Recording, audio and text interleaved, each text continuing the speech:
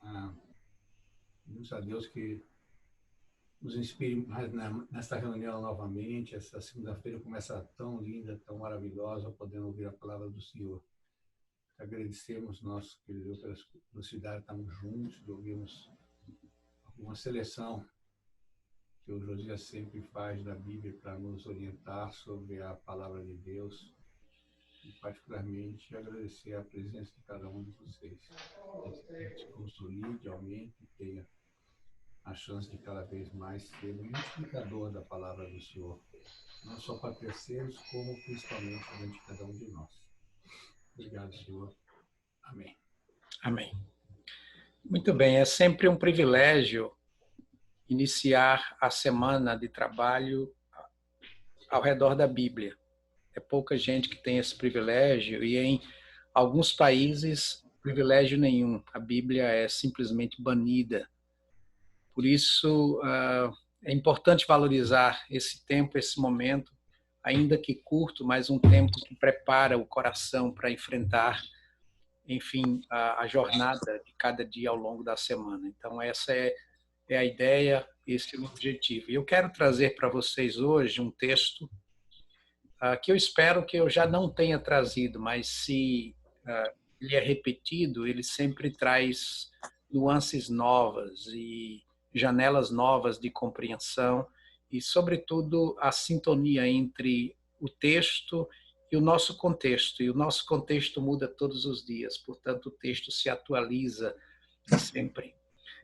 Segundo livro das Crônicas dos Reis, capítulo 20, é um texto que eu revisito sempre, sobretudo em tempos de crise, em tempos de ameaça, como o nosso tempo é um tempo de ameaça, ainda que luzes já estejam acesas, luzes de esperança. Eu vou lendo o texto e, à medida que o leio, vou comentando e vou tecendo linhas de interpretação e contextualização à nossa realidade. O texto diz que depois disso os moabitas e os amonitas, com alguns dos meunitas, entraram em guerra contra Josafá.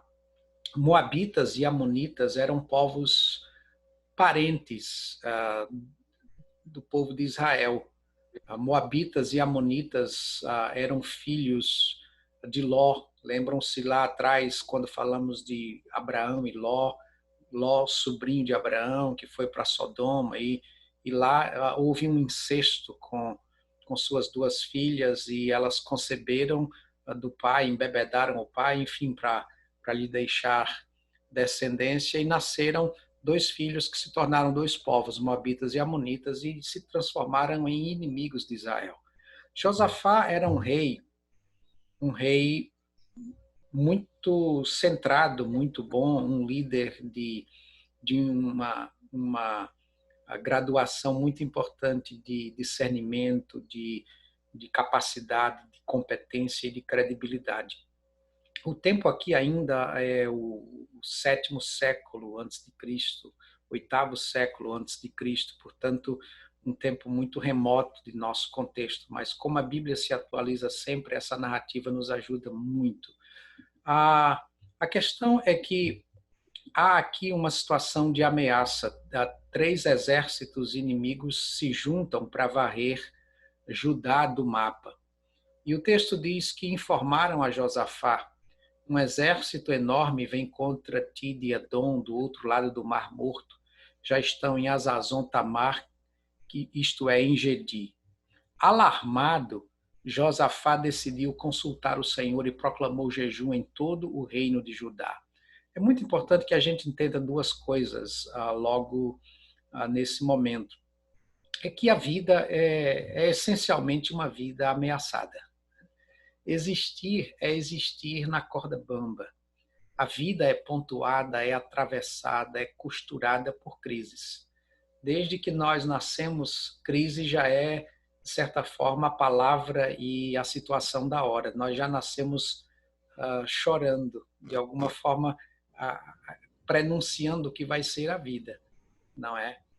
Aquele lugar aquecido, daquele lugar protegido, daquele lugar onde há uma ligação profunda com a mãe, né, vem a necessidade, vem a expulsão do paraíso, para usar a terminologia bíblica, e a existência é pontuada por crises, né? O próprio desenvolvimento humano é pontuado por crises, a crise da mudança para a adolescência, da adolescência para a juventude, da juventude para a vida adulta responsável, terceira idade, e assim por diante. A vida é pontuada por crises. No caso aqui, 3 exércitos inimigos estão contra Josafá. A vida é uma vida ameaçada. Quantas vezes nós caminhamos e vai tudo bem, de repente uma doença oportunista se instala, de repente um filho se desgarra, de repente um casamento é jogado na lata do lixo em função de atitudes e pulsões não controladas. Enfim, a existência é uma existência ameaçada por essência. A boa notícia é que crise é uma palavra que traz embutida em seu significado tanto tragédia, né, tanto perigo, quanto oportunidade. A própria palavra crise, que vem do sânscrito kir, né, de onde vem a nossa palavra acrisolar, né, purificar. O ouro é acrisolado, é purificado. Enfim, crise tem uma janela de purificação, de depuração. Portanto, ao atravessarmos a crise, nós temos a oportunidade de sair do outro lado melhores. Temos a oportunidade de sair do outro lado mais purificados, depurados, né, com foco mais definido. A segunda coisa que me chama a atenção aqui é que Josafá teve medo, né? É claro que, diante da ameaça, o medo é uma reação absolutamente natural, né? Haja vista essa pandemia, não é? Agora, com dados científicos um pouco mais claros, o medo vai diminuindo em função de dados e certezas que vão aparecendo. Mas mesmo assim, né, como será o mundo depois dessa ameaça? Né? Como ficarão os mercados? Como ficarão as relações? Como ficarão, enfim, os negócios, os empregos? Portanto, medo é uma palavra e uma situação naturais do momento, né, do momento ameaçado. Mas Josafá, como um excelente líder, ele teve medo, mas não colocou a cabeça num buraco. Ele convocou o povo, colocou o povo em praça pública, de certa forma instalou um gabinete de crise, né, do qual ele próprio era o líder. Reuniu-se, pois, o povo vindo de todas as cidades de Judá para buscar a ajuda do Senhor. Então Josafá levantou-se na Assembleia de Judá e de Jerusalém, no templo do Senhor, na frente do pátio novo. E aqui ele faz uma das orações, e é a nossa concentração de hoje. Eu espero que rapidamente consigamos observar essa oração, de modo a nos trazer muitas lições. Ele ficou em pé diante do povo e fez essa oração. E orou. E o primeiro ponto que eu quero destacar aqui é que Josafá destaca em sua oração a soberania de Deus. Ele não perde a fé de que, apesar da falta de controle sobre aquela situação, ele afirmava o controle de Deus. O texto diz que ele orou: Senhor, Deus dos nossos antepassados, não és tu o Deus que está nos céus? Tu governas sobre todos os reinos do mundo. Força e poder estão em tuas mãos, e ninguém pode opor-se a ti. É muito importante, na verdade é fundamental, que nós nunca tenhamos fora da nossa mente a soberania de Deus. Que Deus é soberano sobre todas as coisas, sobre a história, sobre o universo. Ou nós cremos assim, ou o nosso Deus não é de fato Deus, é apenas uma ideia da divindade. Nós precisamos reafirmar constantemente, diante de qualquer perigo, de qualquer ameaça, que Deus é soberano.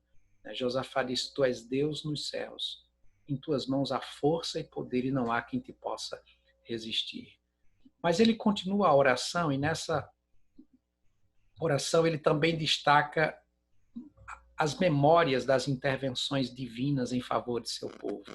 Ele diz: Não és tu o nosso Deus que expulsaste os habitantes desta terra perante Israel, teu povo, e a deste para sempre aos descendentes de teu amigo Abraão? ele está aqui resgatando as memórias, né, das intervenções de Deus em favor de seu povo ao longo da história. Tu fizeste isso, tu fizeste aquilo, tu livraste o povo, tu fizeste intervenção em momentos críticos lá do passado. Uma coisa extremamente importante em tempos de crise é trazer sempre à memória o que nos pode dar esperança, para usar as palavras do profeta Jeremias. Resgatar essas memórias de intervenções, de livramentos, de presença e direção divinas, né? Quando nós enfrentamos no passado recente ou remoto situações semelhantes.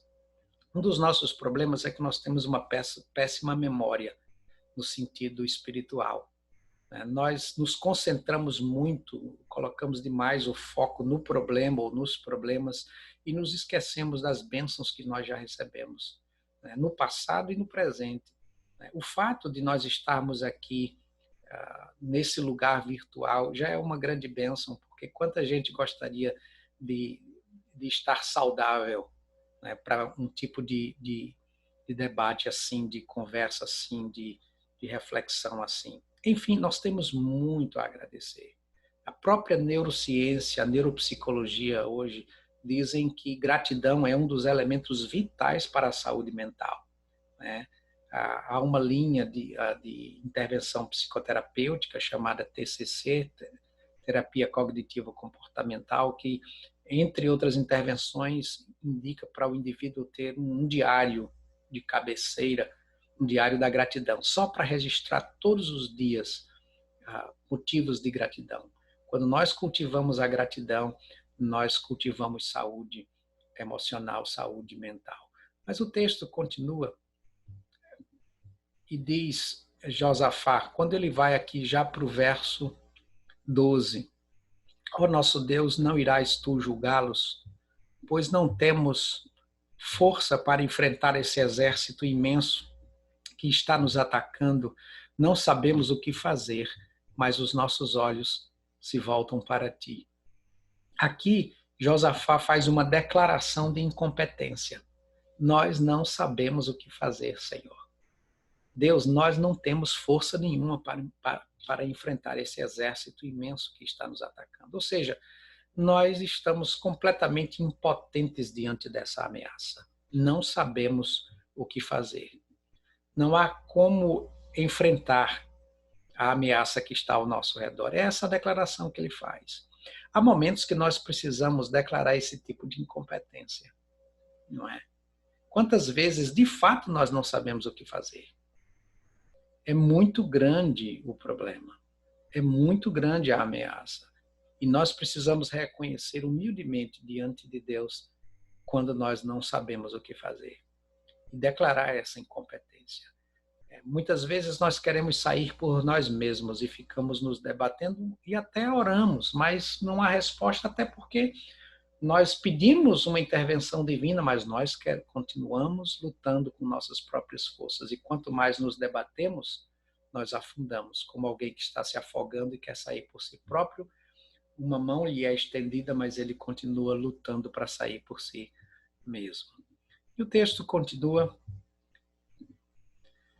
Como ele declara a incompetência e que tem os olhos em Deus, então o texto diz, a partir do verso 14, que veio o Espírito do Senhor sobre Jaziel, filho de Zacarias, neto de Benaía, bisneto de Jeiel, enfim, aí está a genealogia desse profeta. Ele disse, escutem todos os que vivem em Judá e em Jerusalém, e o rei Josafá, assim lhes diz o Senhor, não tenham medo, nem fiquem desanimados por causa desse exército enorme, pois a batalha não é de vocês, mas de Deus. Essa expressão para mim é muito significativa, a batalha não é de vocês, mas de Deus. Aqui o profeta diz, a partir das palavras da oração de Josafá, já que você declarou incompetência, então deixe a bola com Deus, deixe a guerra com Deus.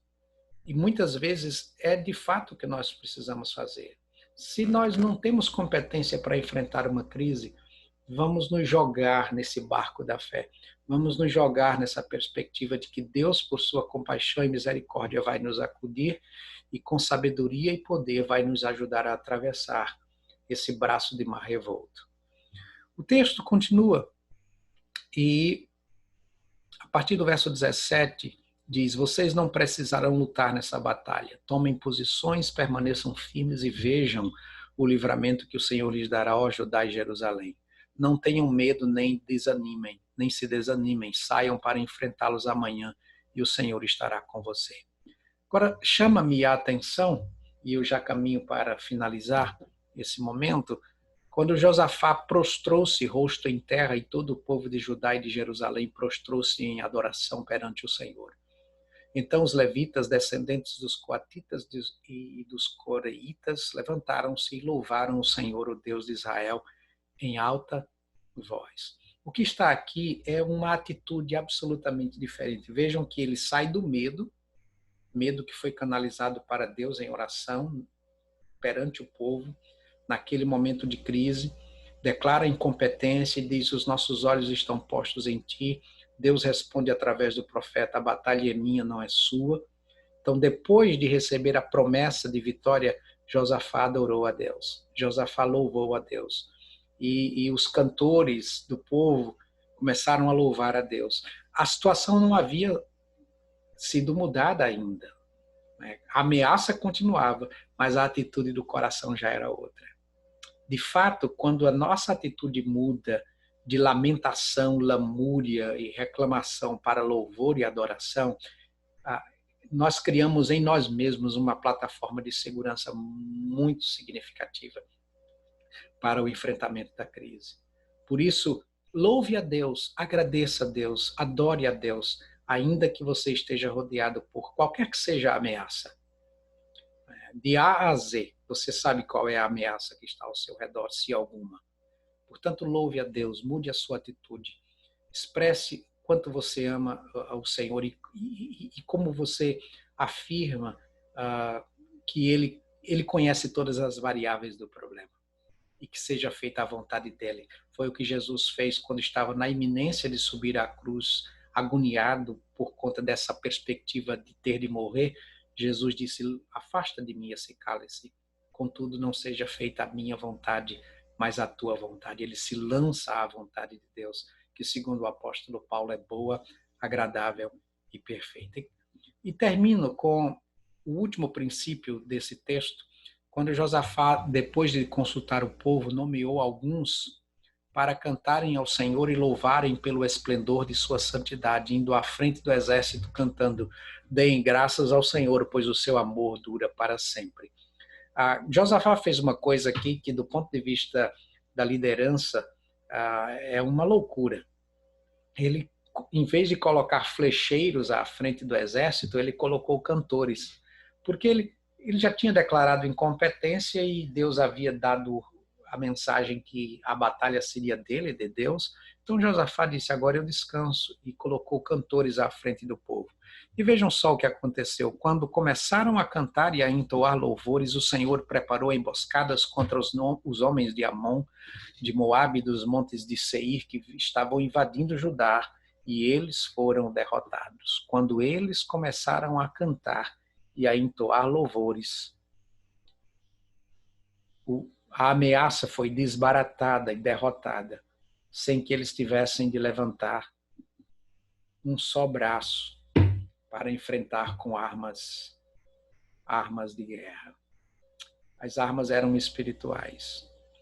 Esse texto, portanto, nos dá um mapa, uma receita para o enfrentamento da crise. Uma coisa é certa: Deus intervém quando nós não podemos nada fazer. Se eu posso fazer alguma coisa para mudar uma situação, eu devo ir mudar a situação. E devo pedir sabedoria a Deus no processo, mas a bola está comigo. Não vou procrastinar, não vou jogar debaixo do tapete, eu vou enfrentar a situação, porque Deus me deu competência para o enfrentamento dessa ameaça. Mas quando nós temos absoluta consciência de que não há força em nós, nós precisamos aprender a confiar em Deus. Por consequência, louvar o seu nome, agradecer-lhe por tudo e encomendar o nosso coração e a nossa vida à sua vontade e deixar que ele faça o resto. Se ele quiser nos livrar, é porque ele tem planos para nós. Se não, é porque no todo vai ser bom para o todo e, portanto, como nós somos parte do todo, também será bom para nós.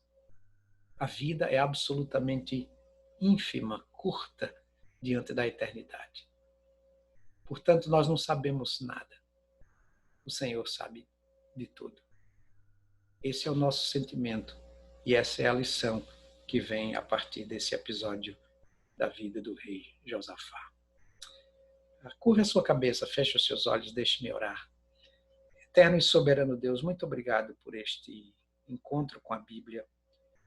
Pedimos-te que essas lições da vida e do momento de Josafá diante daquela ameaça sejam para nós lições que nos acompanharão em nossos próprios momentos de enfrentamento da ameaça.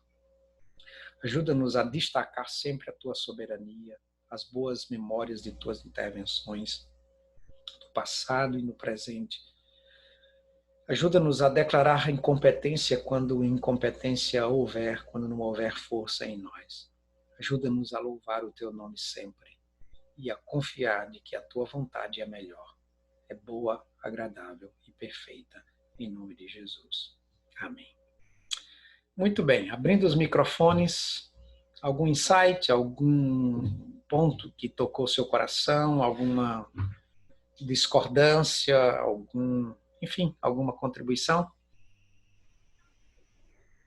O ponto que me chamou a atenção, Josias, é a reação imediata de Josafá. Quando há toda aquela ameaça, a primeira coisa que ele faz é justamente proclamar um jejum e se posicionar perante Deus. Quer dizer, em armar o seu exército, preparar a sua defesa, ele se concentrou em orar, pedir ajuda a Deus e oferecer o jejum. Acho que esse é o ponto que mais me marcou. Quando vem uma crise, uma coisa assim, antes de qualquer coisa, vamos nos afirmar, nos fortalecer perante o único que pode, em certas circunstâncias, nos... O medo não o paralisou, né? A ansiedade tem o poder de paralisar o ansioso. E quando a ansiedade nos paralisa, não há como se movimentar, né, na direção do enfrentamento e da superação. Mais alguém? Reuniu o conselho. Uhum. E mudou a alternativa. Uhum. Tomou iniciativa, né, Robson? E fez uma guerrinha de guerrilha, né? E assumiu, de fato, o seu papel naquele momento, né? O povo olhava para ele como, enfim, como a referência. Como referência.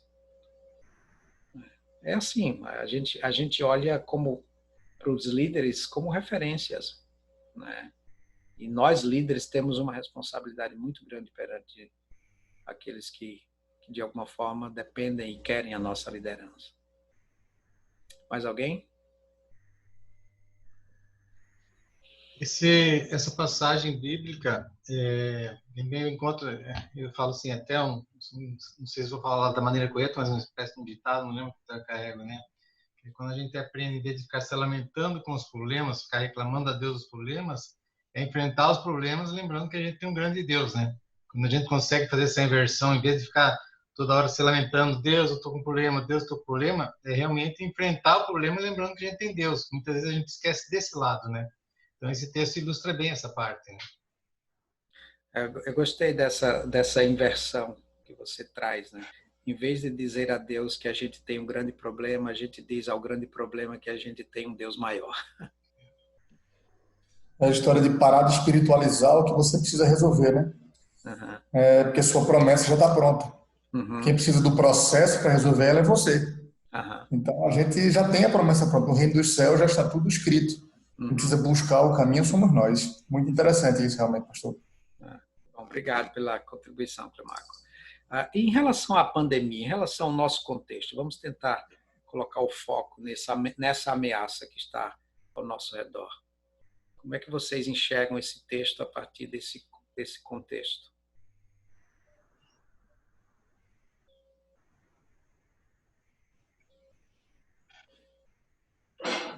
Em termos de Brasil, nós estamos na fase de reunir o povo e começar a orar, né? Então, achamos a pior fase.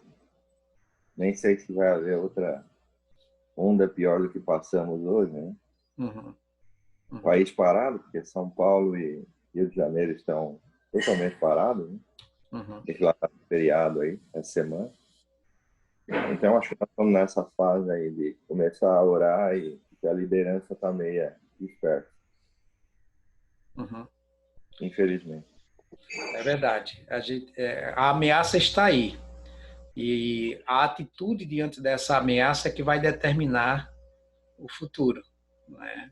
A resposta a essa ameaça. Eu acho que uma coisa importante sobre essa pandemia também é a gente conseguir tentar separar o que é informação, o que é narrativa e não se moldar muito por isso, né? Porque quando você olha, depende do ponto de vista que você olha. Vou te dar um exemplo. Na cidade que eu estou, em Cascavel, lá que eu morava, foi feita a campanha para o tratamento precoce, caiu o número de... Tem um amigo que está bem dentro lá, então caiu o número de contaminados. Tá? Aí caiu o número de ocupação de leitos de UTI, mas aumentou de enfermaria. Por quê? Porque as pessoas que estavam no UTI e acabavam falecendo, estão se recuperando e estão indo para a enfermaria. Mas, quando a pessoa quer manipular a informação e fazer mal para todos, eles falam assim, aumentou o número de pessoas na enfermaria. Mas não ressalto que esse número de pessoas aumentou na enfermaria e que eram pessoas que foi evitado que morressem. Então, assim, eu acho que depende muito do contexto como a gente encara as coisas. Infelizmente, hoje, a gente é levado a encarar muitas coisas com base em narrativas. Então, isso que acaba piorando a pandemia. E só para animar um pouquinho, temos a Flórida. Eu estava analisando hoje os números. As contaminações na Flórida, vamos supor, não diminuíram muitas. Mas o número de mortes despencou. Então, ou seja, por mais que está havendo contaminações, não está havendo mais mortes. Ou seja, eu acho que é a questão que fala ali mesmo. Temos que enfrentar o problema, que nem ele fez ali, pediu a Deus, enfrentou.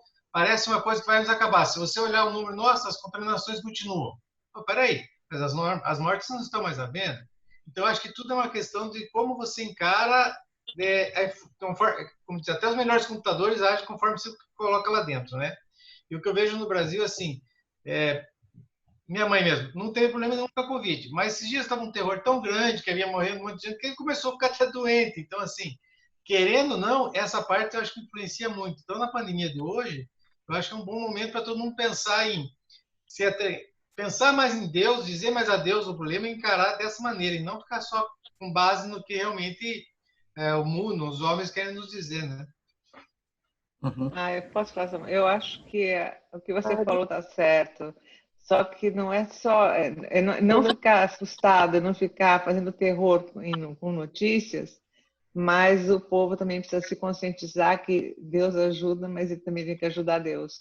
Eu acho que distância é uma coisa boa. As pessoas idosas não estão tendo mais tanto problema porque estão se cuidando. Os jovens, acho que foi uma informação errada no início. O jovem não acontece nada com ele, acontece sim. Acontece com ele a outra cepa que tinha não os atingia tão fortemente, agora está atingindo, né, a nova variante. Mas também quando eles entram no hospital, eles ficam mais tempo, ocupam mais tempo do leito, por isso que as UTIs estão lotadas, eles ficam o dobro do tempo. Então, eu acho que tem que ter uma consciência geral. O problema está aí, está colocado, não é do Brasil, é do mundo. E se todos não colaborarem, todos não fizerem a sua lição de casa, como eu digo, usar máscara, passar álcool na mão, manter a distância, tem que ter vacina tem que ter. Mas vou te falar, na Europa também está atrasadíssimo, eu estou aqui. A vacina está atrasada, mas não tem. Mas o problema é lockdown. Nós vamos entrar num lockdown quarta, quinta-feira aqui, certo? Total, não pode sair da cidade, certo? Mas E para baixar os números, e não está nem perto de número do Brasil, em termos de porcentagem. Não estou falando nem número, porque número para mim não quer dizer nada. Quer saber quanto tem por milhão de habitantes. É isso que o pessoal não fala. Tantos mil pessoas no Brasil. Quantas pessoas tem no Brasil? Compara isso com o resto do mundo, né? Exatamente. Se você olhar aqui, pode ser que a Inglaterra está pior que o Brasil, se você olhar. Porque tem 60 milhões de habitantes e tem um número igual ao do Brasil de mortes, quer dizer, então tá um pouquinho, né? Então não é fazer sensacionalismo, acho que está acontecendo muito, é sensacionalismo em cima de números, as pessoas que não param para pensar o que é esse número, o que realmente significa, acaba fazendo um terror, entendeu? Eu acho que não é para descuidar, não pode descuidar. Eu uso máscara, eu boto a minha cara fora da porta, eu estou de máscara, estou de álcool, distância, pelo amor de Deus. Tem hora que meu marido fala assim, senhora, que você não é nem elegante com as pessoas. Começa a chegar muito perto, eu falo, por favor, 2 metros. É o que estão falando, não é? Essa distância? Então, por favor, 2 metros. Ele fala, não fala assim com os outros, eu falo. Eu não tenho ninguém perto de mim, entendeu? 2 metros está bom. Então é isso, mas eu acho que se todo mundo tomar o seu cuidado, a gente consegue passar, a gente vai passar por isso, tem que passar. Teve crises e a gente passa, mas tem que colaborar. Perdão. Eu acho só isso. Desculpa, fala. Mais um comentário em cima do que você está falando. O grande problema, na minha opinião, o maior dele, é que não tem liderança. Nós estamos divididos. Tem um puxando a corda para um lado, outro para o outro. Uhum. Eu vou te falar uma coisa que aconteceu aqui que é inacreditável. Eu fiz a inscrição, eu estou na lista da Áustria por idade, né? Na quinta-feira, meu marido estava numa reunião importantíssima que ele estava coordenando a semana inteira. Porque eles estão em home office, mas eles estavam lá na agência nesses dias. E eu recebo 12h15 uma mensagem no meu telefone, porque o serviço de saúde aqui informa, quando você faz a inscrição, eles te falam, você vai ser informado para o dia que você tem que vir para tomar vacina por mensagem ou e-mail, não tem WhatsApp. Eu abri meu telefone, dei um plim, olhei mensagem, opa, eu tenho que estar em 2 horas no dia na Austria Center, do lado de onde ele trabalha. Aí eu liguei correndo para ele, meio-dia, vai começar a reunião dele 1h30, eu tive que me pegar aqui, me largar lá, depois eu volto, de algum jeito. Aí liguei, ele veio me pegar, fui até lá. 1h30 na fila. Gente, que aquilo parecia um estádio de futebol em dia de Corinthians e Palmeiras, sabe aquela coisa? Nunca vi tanto. Que bagunça que é essa vacina aqui. Bem, fiquei mantendo a distância que dava para manter, né? Aí, depois de 1h30, me deram o formulário, mostrei a mensagem que eu recebi para o pessoal que estava recebendo, recepcionistas ali recebendo o pessoal, me deram um formulário, eu preenchi o formulário, levei todos os exames que eu tinha, tudo que eu tinha que mostrar, porque se eu tomar algum remédio, se eu não tomar um remédio, faz todas as perguntas. Tudo bem. Aí, depois, estava chegando 3 pessoas na minha frente só, veio uma moça, começa a correr, aliás, não foi uma, foram várias, em todas as filas. Ela chegou para mim, por que você está aqui? Você está agendada ou você recebeu uma mensagem? Até então, qualquer mensagem que eu recebesse, eu ia correr, porque o que informaram foi mensagem só. Falei, recebi essa mensagem. Desculpa, é fake. Eu falei, você está de gozação comigo, né? Você está brincando. Eu estou 1h30 nessa fila. Agora você me fala que essa mensagem é fake. Fake. Invadiram o site do serviço médico aqui. Eu falei, gente, eu tô no primeiro mundo. Onde é que eu tô? Se isso acontece no fim do mundo, eu falo bem, desesperado. Mas aqui. Aí ela falou assim, você tem que ligar para um número. Eu falei assim, eu não vou ligar para lugar nenhum, porque agora eu tô em dúvida. Qualquer mensagem que eu recebi, eu fico em dúvida se é verdadeira. Não, foi uma invasão, não sei o quê. Por isso que eles recebem 600 pessoas por dia naquele centro ali, naquele local. Tinha pelo menos 2.000. Bem, mas todo mundo foi embora, óbvio, não teve que discutir. Mas eu vi gente chegando de cadeira de rodas. Pelo menos essa pessoa que chegou de cadeira de rodas devia ter, por respeito, vacinar a pessoa. Eu acho o fim do mundo. Uma palhaçada. E acontece. Então você fala assim, quando eu conversei com a minha irmã, ela falou assim, hacker tem tudo quanto é canto, e eles devem estar se divertindo enquanto deveriam estar se preocupando e não fazer uma coisa dessas. Por quê? Juntou um monte de gente lá. De forma estúpida, né? Sem necessidade. Enfim, aí você vai, eu vou cortar um cabelo amanhã, tive que fazer hoje o teste. Porque o teste vale 48 horas só para ele. Se eu não chegar com o teste dentro de 48 horas de validade, não posso entrar para cortar um cabelo. Uhum. De um lado é super rígido, depois você vê uma bagunça acontecendo. Que horrorizado. Pois é, gente, olha, obrigado, Adélia, obrigado, César, obrigado, Robson, enfim, obrigado a todos que de alguma forma contribuíram para essa reflexão. A pandemia não é só no sentido da doença física, mas é também no sentido das emoções, né? Tá todo mundo no ar, no sentido de insegurança, enfim, as autoridades batem cabeça. Isso também é parte, enfim, do próprio processo, né? Quer dizer, todas as nossas certezas ruíram, tudo aquilo que parecia correto fazer agora é relativo, enfim. Então a gente tem que dar um desconto também, né? À medida que o tempo vai passando, a gente vai conseguindo.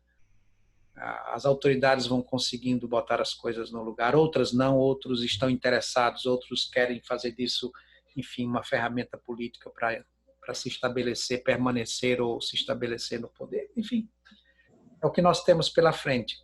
Vamos fazer nossa parte, vamos confiar em Deus, vamos entregar ao Senhor e vamos manter o coração cheio de esperança, porque senão a gente sucumbe.